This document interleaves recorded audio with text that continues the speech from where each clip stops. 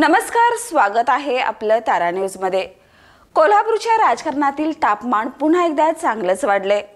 राज्यात महायुतीच्या झेंड्याखाली निवडणुका लढवल्या जातील असं मोठ्या आत्मविश्वासाने नेते सांगत असतानाच जिल्ह्याच्या दक्षिण भागात मात्र वेगळंच राजकीय वादळ उठलंय। भाजप समर्थक आमदारांना शिह देण्यासाठी अजित पवार गट आणि शरद पवार गट या दोन्ही राष्ट्रवादी काँग्रेस पक्षांनी हात मिळवणी केली आहे। आणि विशेष म्हणजे या नव्या आघाडीला वैद्यकीय शिक्षण मंत्री हसन मुश्रीफ यांचं मूक पाठबळ असल्याची जोरदार चर्चा राजकीय वर्तुळात सुरू आहे। या घडामोडींनी कागल, गडिंग्लज, आजरा आणि चंदगड या 4 तालुक्यातील राजकारण पूर्णपणे हलवून सोडले। म्हणजेच महायुती एकत्र लढण्याचा निर्णय प्रत्यक्षात कोल्हापूर जिल्ह्यात कोसळताना दिसू लागलाय। राज्यात महापालिका आणि जिल्हा परिषदेच्या निवडणुकीची तयारी सुरू असताना महायुतीतील जागा वाटपाचा गुंता वाढतच चाललाय।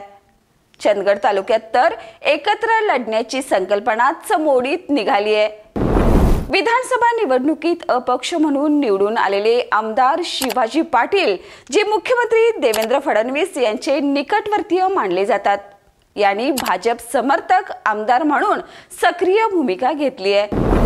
त्यांचा प्रभाव रोखण्यासाठी अजित पवार गटाचे माजी आमदार राजेश पाटील आणि शरद पवार गटाच्या माजी आमदार संध्यादेवी कुपेकर तसेच त्यांच्या कन्या नंदिनी बाबुळकर यांनी एकत्र येण्याचा निर्णय घेतलाय।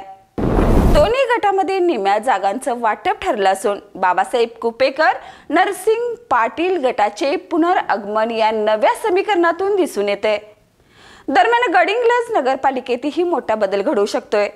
जनता दलाचे दिवंगत प्रदेशाध्यक्ष श्रीपतराव शिंदे यांच्या कन्या व माजी नगराध्यक्ष स्वाती कोरी, काँग्रेस नेते सतेज पाटील आणि आमदार विनय कोरे हे एकत्र येण्याच्या हालचाली सुरू आहेत।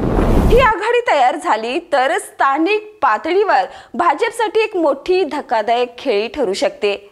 या सर्व हालचाली मागे मंत्री हसन मुश्रीफ यांची रणनीती असल्याचं बोललं जाते। एकीकडे गडिंग्लज मधील आघाडीला रोखणं आणि दुसरीकडे चंदगड मधील भाजप समर्थक आमदारांचा प्रभाव कमी करणं ही दुहेरी खेळी ते रचत आहेत। दरम्यान शिवाजी पाटील यांनी दौलत अथर्व कारखान्याचे प्रमुख मानसिंग खोराटे आणि काँग्रेसचे माजी उमेदवार अप्पी पाटील यांना आपल्या छावणीत आणले। ही नवी राजकीय शक्ती आता चंदगडमध्ये ताकद दाखवण्यासाठी सज्ज झाली आहे। सध्या कोल्हापूरच्या दक्षिण भागात महायुती आणि महाविकास आघाडीपेक्षा सोयीच्या आघाड्या अधिकपणे ठळक तयार होत आहेत। त्यामुळे एकत्र लढू हा नारा आता केवळ कागदावरच मर्यादित राहिल्याचं चित्र सध्या तरी स्पष्ट दिसत आहे। या आणि अशाच ताज्या अपडेट्ससाठी पाहत रहा तारा न्यूज।